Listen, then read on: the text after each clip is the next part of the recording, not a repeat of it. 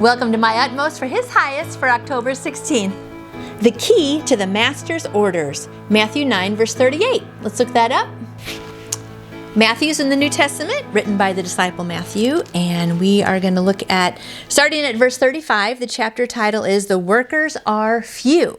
Jesus went through all the towns and villages, teaching in their synagogues, preaching the good news of the kingdom, and healing every disease and sickness. When he saw the crowds, he had compassion on them, because they were harassed and helpless, like sheep without a shepherd.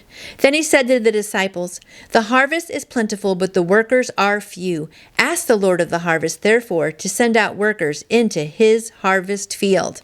I love that verse. Very motivating. I have several things on here. One thing here says, God has a plan for the growth of his kingdom, and he wants to use me, which is exciting.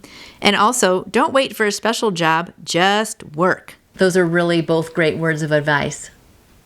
The key to the Master's orders. The key to the missionary's difficult task is in the hand of God, and that key is prayer, not work. That is, not work as the word is commonly used today, which often results in the shifting of our focus away from God. The key to the missionary's difficult task is also not the key of common sense, nor is it the key of medicine, civilization, education, or even evangelization. The key is in the following of the Master's orders. The key is prayer. Pray the Lord of the harvest. In the natural realm, prayer is not practical but absurd. We have to realize that prayer is foolish from a common sense point of view. From Jesus Christ's perspective, there are no nations but only the world. How many of us pray without regard to the persons but with regard to only one person, Jesus Christ? He owns the harvest that is produced through distress and through conviction of sin. This is the harvest for which we have to pray that laborers will be sent out to reap. We stay busy at work while people all around us are ripe and ready to be harvested, but we do not reap even one of them, but simply waste our Lord's time in over-energized activities and programs. Suppose a crisis were to come into your father's or brother's life. Are you there as a laborer to reap the harvest for Jesus Christ? Is your response, "Oh, but I have special work to do"? No Christian has special work to do. A Christian is called to be Jesus Christ's own, a servant who is not greater than his master. That's a really good thing right there. I'm going to read that again. No Christian has special work to do. A Christian is called to be Jesus Christ's own, a servant who is not greater than his master. Let's remember that. And someone who does not dictate to Jesus Christ what he intends to do. Our Lord calls us to no special work. He calls us to himself.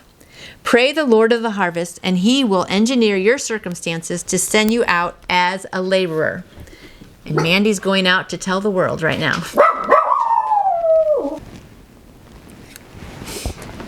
I love it how it says he calls us to himself. He doesn't call us to work. And I also love how sometimes, we all think, oh, well, I have special work to do. I can't go do this little thing. I can't serve cups of coffee maybe at church because I'm called to do something bigger.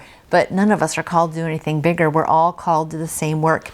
And we all have different talents. And there are different ways to be reaching people. So I hope today that you just realize that don't want to get too busy and doing programs, right? Sometimes missionary work is literally listening to people. I do that a lot. I listen to some people. Sometimes you just have to be there to hug people. Sometimes you just have to be with people. Sometimes the work is really little stuff. So don't forget that. The little stuff all adds up to the big stuff. And also that, there's all kinds of work to do. So I hope today that you just talk to God and say, God, what do you want me to do? And, he'll show you exactly what he wants you to go do. Like Mandy really wants to go bark at that window right now. That's where she's wanting to go. So anyway, I'm going to let you go. Have a great day living out with God, doing his missionary work. And I hope you have a great day. And I will see you back here tomorrow. Okay, go bark at the window. That's her work. You can order your own copy of the My Utmost for His Highest devotional book by going to utmost.org. And I would love to answer any questions you may have about faith in Jesus. Just email me through my website, nancyjoytoyou.com. And I hope you go out and shine for him today. See you tomorrow.